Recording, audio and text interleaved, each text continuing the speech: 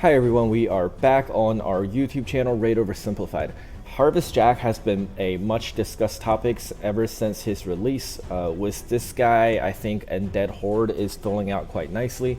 Of course, I read his ability description up on release, but as I've stated a few times before, I don't like to comment on champions I haven't built because skill descriptions are often incomplete translations, or at least somewhat misleading, right? Or can be interpreted in multiple ways. See Baron.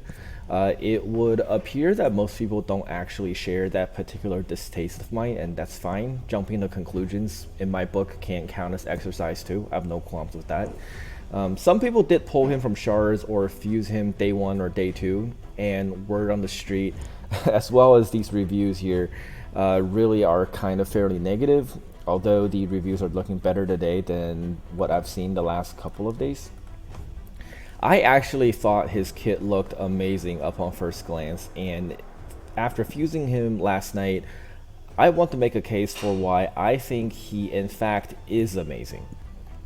Going straight to his A3, it's a AoE 100% chance tome to apply True Fear, also a 100% chance to apply 30% speed decrease and reduce enemy turn meter if True Fear is applied. He is the only champion in the game that can apply AoE True Fear unconditionally, and just in case he didn't apply True Fear for some reason, he will apply a sleep instead. There is so much going on here. True Fear is already an incredible control ability on its own, and on top of that, there's a speed decrease for 2 turns and a turn meter reduction, which is basically Shamrock's A3.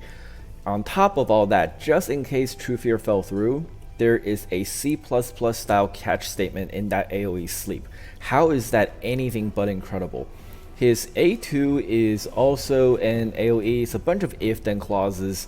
If a fear is applied, block buff. If increase attack, then decrease attack. If continuous heal, then replaces poison.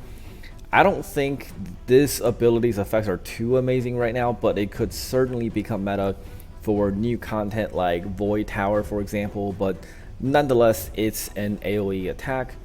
His A1 is a triple hit with 35% chance to steal a buff per hit, not just removal but steal. Also, the 35% chance apply to the regular version of fear per hit, and if you stole all the buffs, which is highly likely if there's only like one, fear is automatically applied. This is exactly like Rosin's A1, but he doesn't just remove the buff, he steals it and then places fear. He is actually akin to Rosin in quite a few ways in my opinion. Namely, they both desperately need to be tomed, and they're both in that upper echelon of very, very good and probably not great tier of legendaries. I think he is better than Rosin. People like Rosin because he is somewhat tanky and can somewhat do some damage, which is all valid logic. But I don't mind that Jack doesn't do much damage. As a matter of fact, I prefer it that way due to the not enough damage paradox that I've outlined in the Ghostborn Oversimplified video. His passive reduces all buffs by 1 turn when he is hit. That's a great passive for Arena and Faction Wars. This passive synergizes beautifully with the Provoke set and his double AoEs. The amount of control he can exert when geared properly is overwhelming. I hate farming Ice Golem because of the current state of the artifact management system and its quantity limits, so I put what in my opinion is the next best thing to a Provoke set on him in a stun set. Oh, just real quick, through testing I've discovered that True Fear's cooldown increasing effects will not proc with either a stun set or a sleep set, because in both cases the ability was not actually used. The Provoke set always uses the default ability, which has no cooldown, and the stun and sleep just skips that part altogether, which is a shame. Our Jack has low crit rate and crit damage, see Ghostborn. Accuracy and speed are self-explanatory as his kit is built on applying debuffs. HP, defense, obviously for survival reasons, and some resistance. I think that'll become a little more useful once I get some points into the Spirit Great Hall. In terms of masteries, Sniper, Master Hexer, Harvest Despair, and Fearsome Presence are what I decided to go with. If I switch him to a provoke set, this would still apply. Master Hexer especially is extremely helpful because it can increase the duration of True Fear. I think that's probably the best debuff to increase the duration of.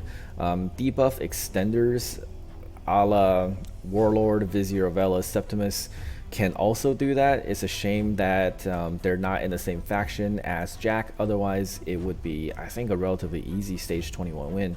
I'm sure there will be future content where that mechanism will become very useful. I was playing around with him earlier today, and just as an illustration of what he can do, let's take a look at this clip really quickly. That's 2 turns of True Fear, slow, stun, and decrease turn meter on the left golem ad, and stun, 1 turn True Fear, slow, leech, and turn meter decrease on the other, all in one ability. We didn't even have to get sleep involved. All this on a 4-turn cooldown. This might as well be the definition of value. He is also capable of unleashing some of this madness in arena as demonstrated here. I tried numerous different teams with him, and I think he's best with like a sustained style of play, but I don't have the patience for it. Either way, his double AoEs are very useful as he stuns L-Tan there. He is especially great against carefully planned wombo combos, as his abilities tend to throw a massive wrench in whatever tuning the opponent's team is trying to pull off. He would also really wreck carefully tuned Hegemon teams. Well, Bagon does too. But anyway, that's it for the oversimplification of Harvest Jack. In my opinion, he is not intended to be a bruiser, but more as a support. Definitely an arena and faction war oriented champion at the moment. And I think combos involving him have tremendous potential to be useful going forward into the to-be released content, just by judging from similar games I've played before. I hope you're enjoying the grind and have a great day.